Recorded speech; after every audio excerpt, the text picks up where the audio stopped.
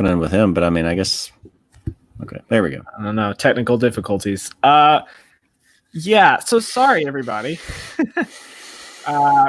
Judah Buddha has disappeared, and so we're running the show now. And I guess we're always kind of running the show. Ouch! Shots fired already, man. We just got back on the stream. Well, that's where we left off, though. But we were leaving off with the argument of, who's the better signing, Jameis or Cam? And Judah we're in the middle of March in a pandemic, and he's already trying to make bets about who's going to have the better season before we have any idea where these guys are going to play.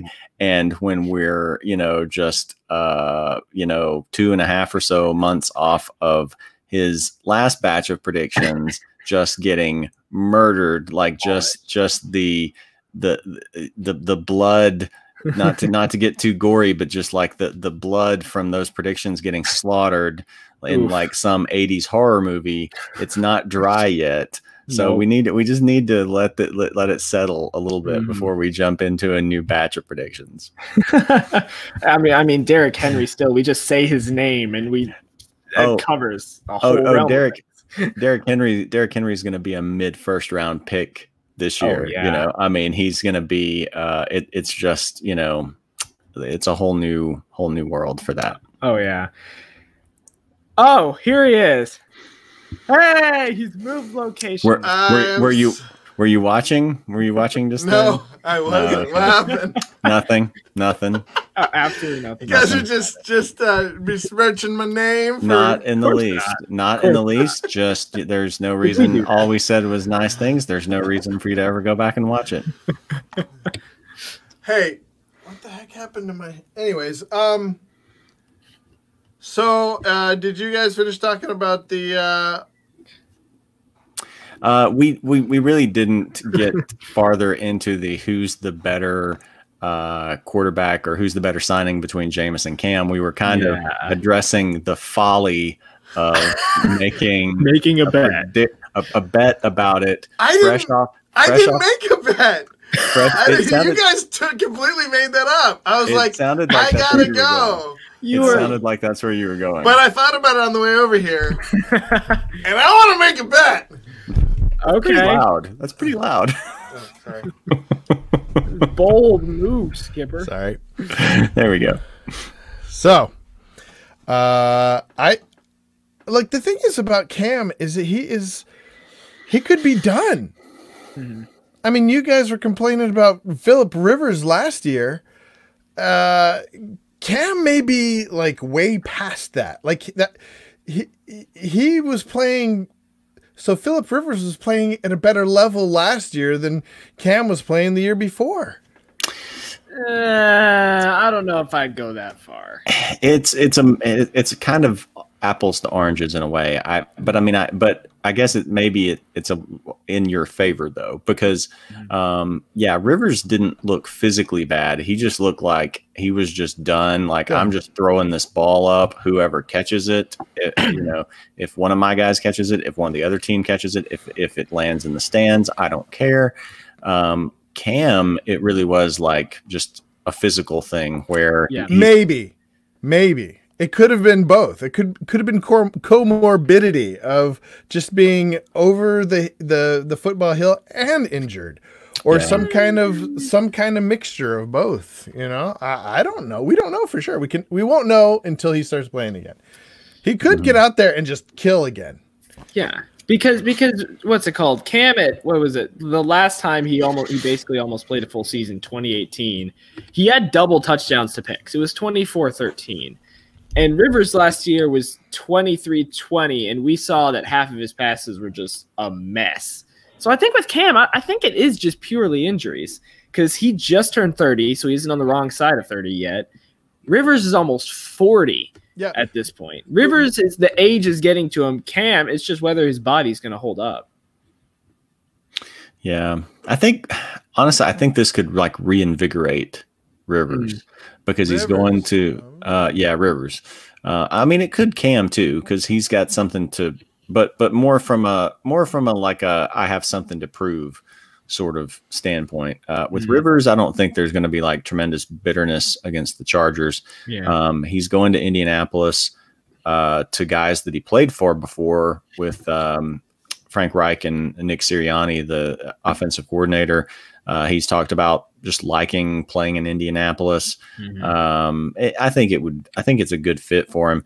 And what's going to be interesting is like it's almost the reverse scenario of what he had in LA, where he had a crappy offensive line but great skill players. In Indianapolis, he's got like a top 3 offensive line, solid skill players as long as T.Y. Hilton's healthy, as long as Jack Doyle's healthy, a couple of their. I don't think they're done making moves either. So. No, I don't think so either. I think they could still sign a guy. I think there's a good chance they draft a receiver with one of those 2 picks. So I think it's a better situation for him. I think it's good. Like it really did look so much of it looked like mental with him last year that maybe, like Brett Favre, like when Brett Favre left Green Bay, he played better in Minnesota that last, he was more focused for 1 year at least. So I think you could see like a little mini resurgence from Rivers. Here's I know we have Rivers versus Newton down there. Do you think I want to hear? Well, first of all, I want to hear what you have to say about it, AJ. Also, real quick, Crypto EE brought up a good point. He said he'd rather have Bridgewater than those quarterbacks, which is apparently exactly what Carolina thought. Rivers and Newton. I mean, when it comes down to the two of them, Rivers has definite experience, and I like him in Indianapolis a lot. I think it's in a much better situation than the Chargers, where that team is very young, and then you just had Rivers, who's almost this 40-year-old guy who's been the face of the franchise for a decade. And then you've got Newton over here, who's been to the Super Bowl once, and that was his high point. And then he just really hasn't been the same since. It depends. I think it depends a lot on where Newton ends up landing, whether at this point, I don't even know where he could go. I think he's going to go with the Bengals. Really? Why the Bengals? Really? They're going to start Burrow early on. Would be. I don't think they are. No, they will. He is the most NFL ready of any of those guys. They're going to throw him out there. So Judah Buddha, you're thinking more of like we have Alex Smith, we draft Mahomes kind of situation with Burrow and Newton. Is that what you're saying? Not as much. Like I don't think I think he's going to play next season, bro. But I think they see Cam as sort of a coin flip. Like he's either going to be really good or really bad. And so let's take him. Let's take Burrow. Let's start Cam out there. He'll be a great coach for Burrow. He'd be a great mentor for Burrow. And would he though? I think so. But I think so. His leadership qualities. I mean, now his playing style is different. I'm not saying like he would be a great fit for that, but as far as his mentorship, he's a really good leader. I think Cam is. I don't know, just from what I've seen off the off the field and just the way he handles his relationship with the other players and stuff like that. I don't know. That's just my take. I might be way off. I think they're still rebuilding, and they're not. I don't see Taylor as the kind of guy who is in a big hurry. I think he's taking his time. I think he's building, like they this offseason have quietly had a really good offseason, building a really good team. No huge stars to speak of, but they're building good offensive line. Of course, they've got Mixon. They're gonna have Green back next year.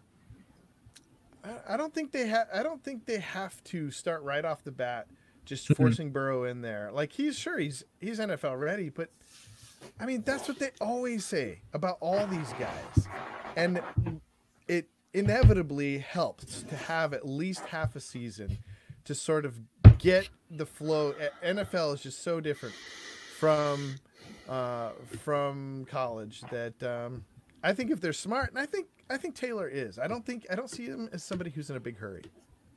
Wait, you said they shored up their offensive line this offseason, Cincinnati? Defense. Okay. Yeah. Because but that's the thing that worries me. Say Cam goes to Cincinnati. Cam already we know has an injury history, and Cincinnati probably has had one of the worst offensive lines like ever. It was the worst in the league, obviously, and somehow Joe Mixon made it work. And so they're going to need to draft offensive line, and they haven't made any moves in free agency as of yet. Meanwhile, other teams like the Chargers have made moves to shore up their offensive line. That's the thing that worries me in Cincinnati. Yeah, sure, you franchise tagged AJ Green. Sure, you got Trey Waynes. Nice job. But offensive line's your big problem, and you haven't taken care of it. That's what worries me for Cincinnati. Yeah. I mean, to a certain extent, it did at least play better towards the end of the season last year, where Mixon finally got on track. And I don't think it was that he was really doing anything different as much as just the line started playing a little bit better. But yeah, they do still need to make some moves with that. I don't know. I think Cam would be a great fit with a team drafting Jordan Love or maybe even Justin Herbert, where you do want to sit him for a year. But I mean, Burrow, I think it's just going to be kind of like Baker Mayfield, where they probably don't want to throw him out for the very first game, maybe. But after that, they want that hype to die down just a little bit and then get him out there. So I just can't see that being, I would say, like maybe Washington, maybe goes back with Ron Rivera, starts ahead of Haskins, or maybe if Los Angeles drafts Love or Herbert, that ends up being a good fit for him. I've heard that he's not on great terms with Ron Rivera. Like, I don't know why everybody's pairing him up with Ron Rivera, but they did not, from what I hear, they did not get along very well. Yeah. And I don't know. I've just read basically just that theory of like, oh, he and Ron Rivera. So I haven't researched it at all. So yeah, you may have better information than I do on that.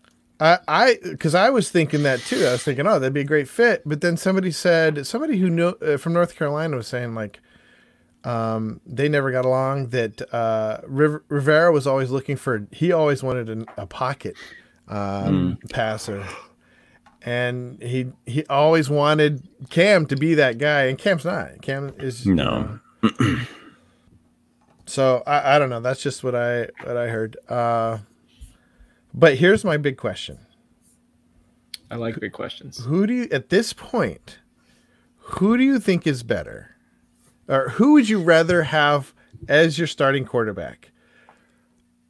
A 40-year-old guy who's won lots and lots and lots of, accolades, and he happens to be the GOAT. But, I mean, you saw how he played last season. Or Andy Dalton. What's my team? Well, I was thinking, the Bucks for one, but I was actually thinking because for a while there I thought that maybe the Colts were trying to get him. So I was thinking, man, why would you try to get this 40-year-old dude when you can just have like basically the same thing for so much less money, and he's younger? Jared, you want to take that first? Sure. Gosh, honestly, I would still take Brady. Because for 1 year, if it was who can you get to play better next year? Because again, part of it's sort of the same mentality with Rivers. Tom Brady's going somewhere else. I mean, it's hard to he's already such a fiery and competitive guy. It's hard to imagine him like finding a way to ratchet that up more from 110%. But he really didn't have good weapons last year. He might, in a new setting, wanting to prove something with better weapons, be able to do something. I mean, Andy Dalton, as much as people throw off on Andy Dalton, it's something to be able to be good enough to be a starting quarterback in the NFL for several years. So even though people like to, throw off on him and Kirk Cousins and guys like that, like the fact that they're good enough to do that, be one of the 32 starting guys in the best football league in the world. That says a lot. But like, can Andy Dalton win a game for you? Like no. Psychologically? Are you talking about just like his psychological leadership abilities and presence and I mean, stuff like that? he just, in those big moments, he's like Cousins, where like when it comes down to the big games, he just doesn't really win them. So Brady, on the other hand, if he kind of catches a second wind for a season or so, he has that ability to do that. So if you gave them the same teams, if you gave them a good defense and good weapons around them, for 1 year, give me Tom Brady. Okay. Although I did though tell someone the funniest thing in the world would be for the Patriots, Bill Belichick and the Patriots, to take Andy Dalton and go win a Super Bowl with him, because it would be such a hilarious indictment of the whole narrative that Tom Brady is the greatest ever, the GOAT. Yeah. I would laugh. So I would actually root for the Patriots in that scenario. I would too. Because it would just crush like the heart of every little Tom Brady fanboy. It would crush Tom. It would crush Tom. It would crush Tom Brady's heart. Yes. Yeah. More than anybody else. Yeah. That's sad. What if, all right. So what do you think, AJ? Because Dalton has a good chance of going to the Bears. Yep. Okay. If we're taking the example that Jared said of like, you give them both a good offense and a solid defense. Look, I still think I might go Brady. Brady has been more consistent. He's been better statistically. He's gotten the job done with, for the most part, subpar players. And while you could probably say the same of the Cincinnati Bengals as well, because, I mean, for a long time they had Giovanni Bernard, Jeremy Hill, who are serviceable running backs. And then when it comes to when it comes to receivers, I mean, you basically had AJ Green and then Mohamed Sanu, and that was about it. And then Eifert was in and out with injuries, and that was about it. And the big question for me is with the Bengals, how much of their losing was Dalton, and how much of it was having Marvin Lewis for a decade? Marvin Lewis for a decade, for 1,000. Like, I don't know. I think I'd just go Brady just because the consistency, the history. I know I know that he's at least going to be solid. There are rare times when Brady's genuinely bad, and when we see him, it's typically a couple inconsistent throws, but the next game he comes back and he's good. Dalton is fine, but if I've got a solid offense and a great defense, I still think I'd rather take Brady for the year or two left that I have him. If I'm trying to build a younger team, though, and have a young quarterback that has competition, i.e. Bears, yeah, then I might go Dalton. But if I'm a team that wants to win the Super Bowl now, I would go Brady immediately. I don't see what I don't see what the benefit really is to Andy Dalton versus, like, I think if you're trying to win next year, you go and those are your two choices. You pick Tom Brady. If you're trying to rebuild, you don't take either one of them. You go get a young quarterback in the draft.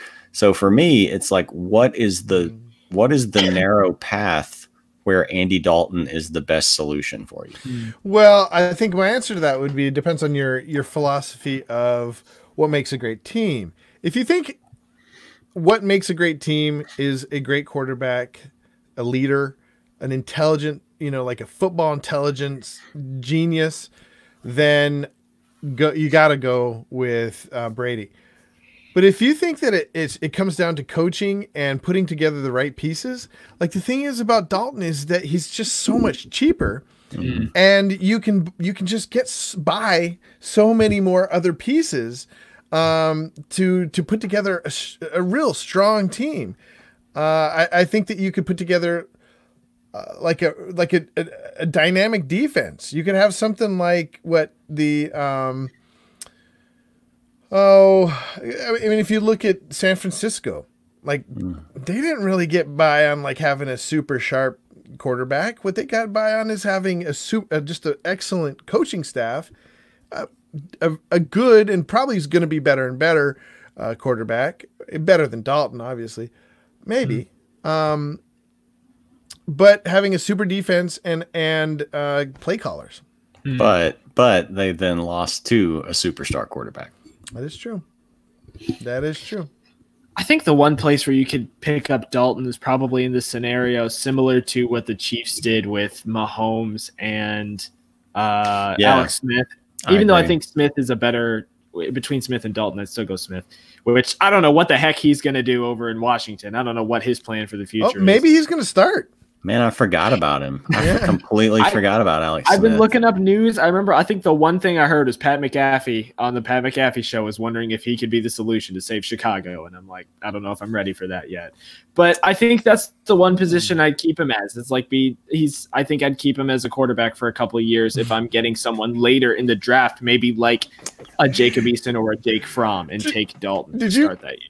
Just parenthetically, that reminded me. Did you guys see that McCown is coming back and going to play again? No, I heard about that. They offered him a job as Who's they? Which person? The Jets, I think, offered him a job as a coach, as a quarterback coach of some sort, and he's like, nope, playing again.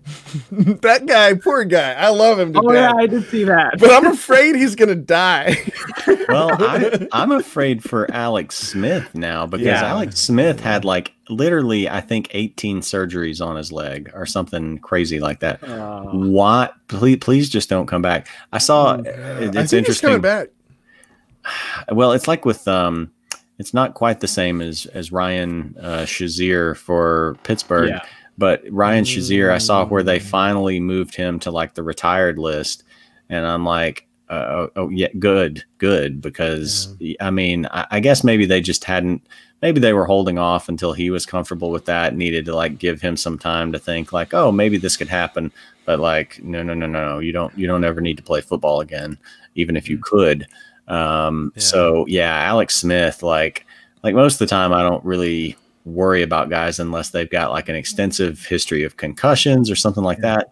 But the other that's one of the other few exceptions was like when you've had to have, nearly 20 surgeries on a body part that you nearly, I think, had to have amputated.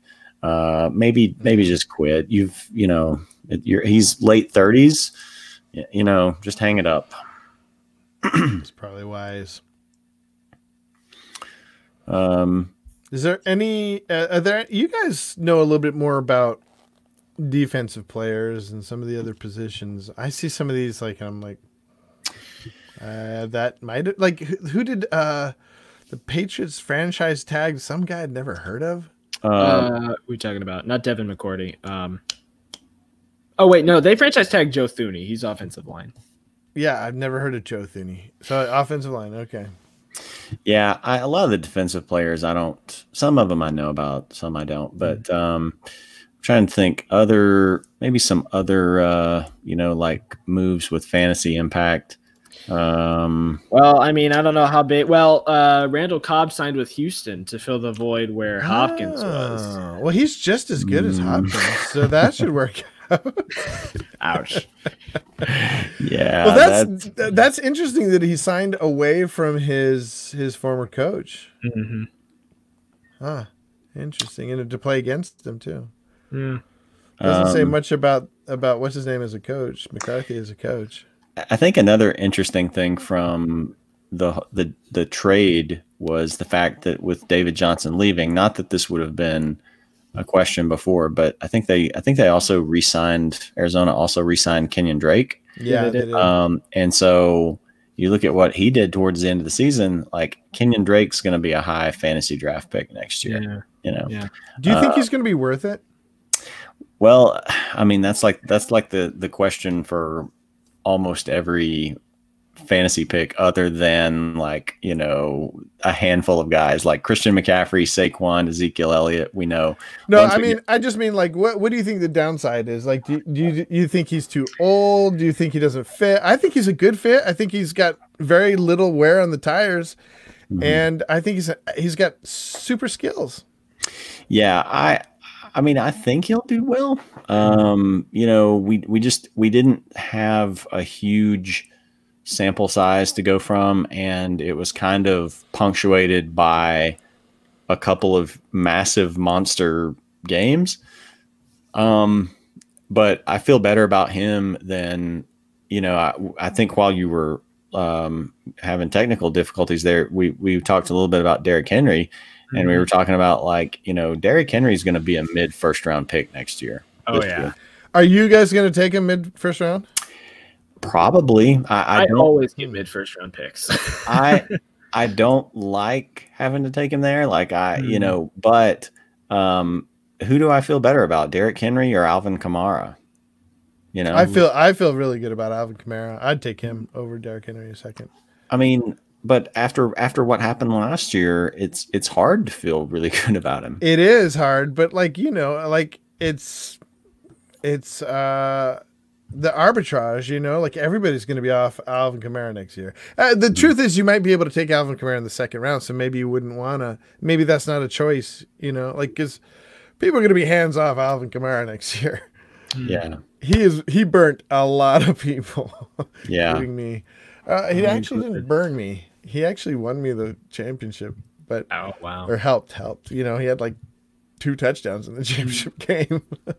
Yeah, he did have a couple of, or at least one good week, you know, at the end there. So, but just his usage, you know, it's not the player, it's the usage. So that scares me. One thing that I was trying to think of was like, who's going to be my Chris Carson this year, because Chris Carson was a guy that I put a ton. I think I had more fantasy stock in him than just about anybody else.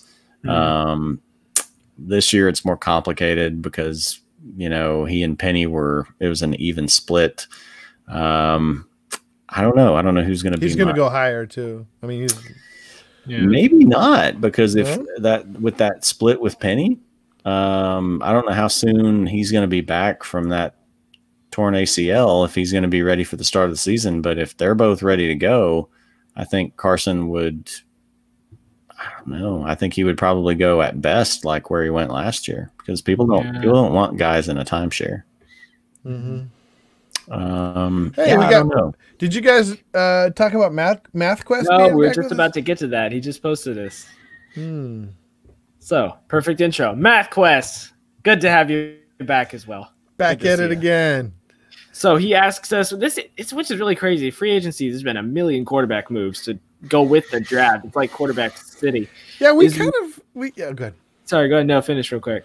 We kind of brushed over this. We talked about Mariota going down to the Raiders, but I think there's more implications that we could talk about. Yeah, well, you've brought it up. Math Quest asks, is Mariota a good pickup for the Raiders? Take it away, Judah Buddha.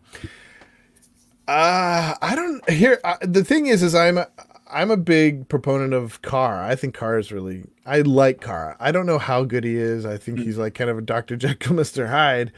But I really like him as a person.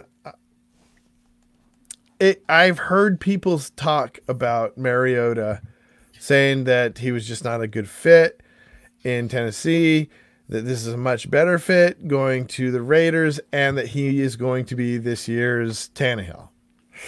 Is he going to be this year's Tannehill? I mean, if we knew, he wouldn't be this year's Tannehill. But does he have the opportunity here to really shine? I don't know. I think he fits really well within what's his name? Who's the coach? Gruden. John Gruden. John Gruden's like approach to football, just that kind of like come at you from every angle, you know, keep you guessing, do crazy things. I don't know. What do you guys think? Jared, you want to go next? No, he's not going to matter. Really? He's not going to matter. I like Marcus Mariota, like as a, he played at Oregon. I saw him a good bit because I had family that used to spend half the year in Oregon, and so I have a sentimental attachment to the Ducks because Oregonians, they've got the Blazers, and then they've got college sports. They don't have a Major League Baseball team, and they don't have an NFL team. So, so I saw him then, and I knew, like, coming out, like he's just one of those guys. He's like a more athletic Andy Dalton, like he doesn't have it. Like in the clutch, he really doesn't have it. And sometimes that gets overblown with players. Sometimes they've just had, like, just unfortunate circumstances that leave them with a bad record in the playoffs or leave them with a bad record on Monday Night Football. Marcus Mariota, you can almost just kind of see it in his eyes. Like, he doesn't have the confidence in those big moments. So when Ryan Tannehill, I'm surprised Tannehill did as well as he did, but when he went to Tennessee, I thought he would just win the job outright over Mariota because I thought, like, I mean, he's just a better quarterback. You feel like Tannehill has it more than Mariota? More than Mariota. Yeah. I mean, I'm not saying Ryan Tannehill is a great quarterback. He had a great running game, and he had a great young receiver emerge with AJ Brown. I mean, he kind of did enough, so I thought he would start right away. And then when he didn't, I was like, well, why did they even go get him if they weren't going to start him over Mariota? So he eventually did get it. But yeah, I mean, just, I don't think Mariota is going to beat out Derek Carr.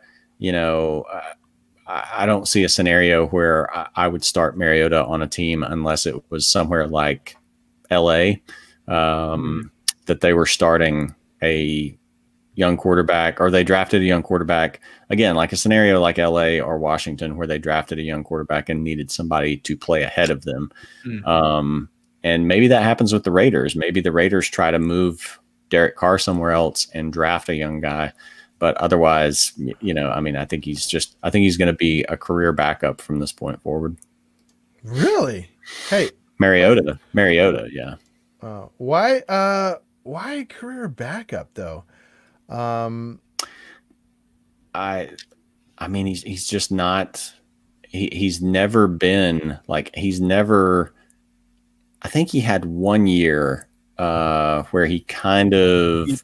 It was 2016. He had 26 touchdowns and 9 interceptions. Yeah. I mean, to me, I like Derek Carr a lot, but Derek Carr fits much better the stereotypical backup quarterback. To me, it feels like they got 2 backup quarterbacks they're playing. Do you see a lot in Derek Carr that he could?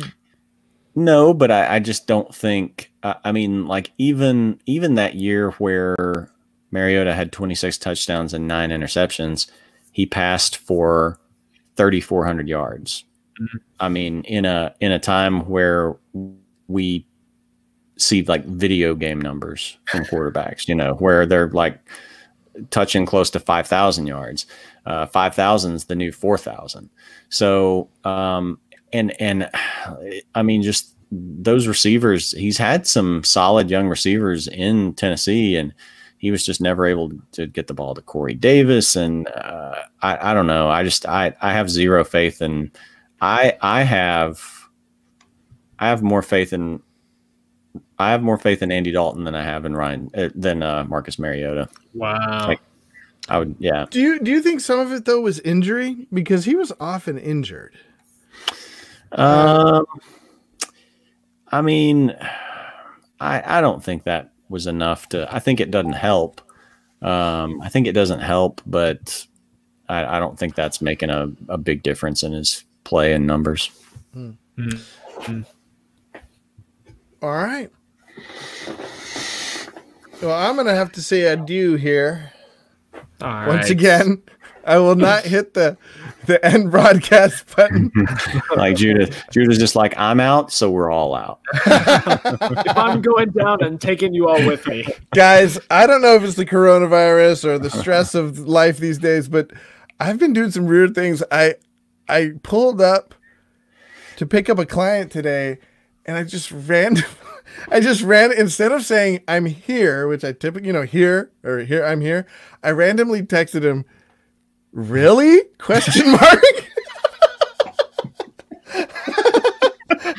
Okay, I can't laugh at you too much on this because I do the same things. Like I have noticed within the last like year or two, like my cognitive, not to bring politics into this, but like everybody that's making fun of Joe Biden, I'm sitting here thinking like I'm doing a lot of these same things, and I'm 40 years younger than Joe Biden, and I'm just sitting here going like, what am I going to be at that age, And I just see like constantly like, and I used to be a newspaper editor. I'm still in communications now, but I used to be a newspaper editor, and I was just always just like my stuff, was rarely made a mistake with it. And now just like, I can't send a message without putting a wrong word in somewhere. And I don't know. I don't know what's going on. I don't know if it's the stress of the world that's affecting me, but it's not great right now. Oh, to be young like A.J. Herschel, the kid. Yeah, he has nothing to worry about from coronavirus. We're like on that bubble.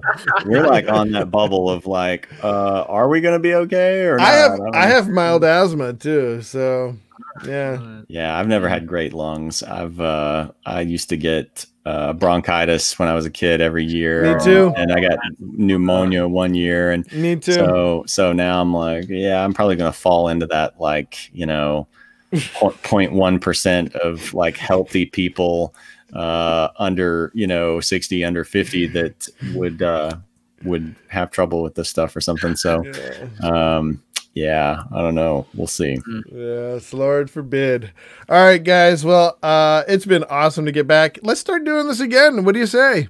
I have a lot of time right now. There's there's nothing going on. There's nothing to go. There's nowhere to go. Yeah, we're all quarantined at this point anyway. Yeah, right? if we want to do this, because otherwise, like, I probably need like the mental pep talk every week. Like, I know we talked about like, okay, we'll just kind of touch base, and then like once we get back to the season, but like even if we don't even talk about fantasy football that much, like, this is probably like good for my mental health. Me too. Yeah. I agree. It's funny when you see those memes that are like everybody else in the world, but the gamers are like, yeah, this is my dream come true. I'm like, this is a podcaster's dream come true. Oh yeah, it is. It is. Well, and it's funny because I was thinking about that, and I was thinking like, couldn't this have happened like 6 or 7 months later after I've got like the new PlayStation or the new Xbox? Yeah, I know, right? And got new game. Like, I've got old games that I need to go back and play, but it would just feel better if I had like new games that I could dive into. Yeah. It's kind of funny because I'm homeschooled, so I'm hearing from all my friends like, "Oh, I'm so bored. I'm tired." And I'm like, "I'm preparing for my whole life." And then my friends who are homeschooled and introverted, they're having the time of their lives. Yeah, it is hilarious. Yeah, it is funny. Well, guys, stay safe out there. I will see you. So do you guys want to let's just do it on Saturday again, eh? I started to say like, what else am I going to be doing? But I've nothing. Yeah.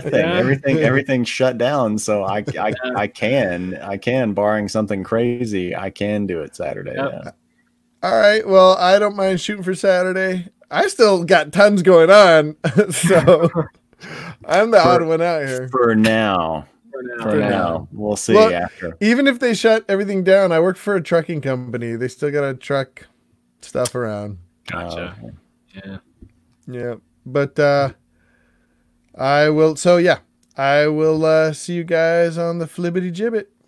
Cool. See you Saturday, Judah Buddha. Good night. Stay safe. You too. I got it. What button do I? Okay. Leave studio. Got it. There you go. All right, man. See ya. Yeah. Real quick before we finish off, I'm just gonna end with this. I know we didn't talk a lot about defense up here, but one of my friends. I've been sending him a bunch of messages every time we get something new coming up.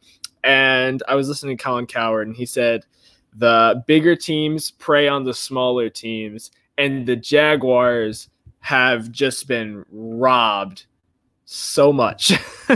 It seems like every team to me is stealing from the Jaguars right now. Like if we take the Denver Broncos, they just got AJ Boye for a 4th round pick. And then the Ravens, whose defense was already great, they got Calais Campbell, who has had 40 sacks in 3 years, and they got him for a 5th round pick.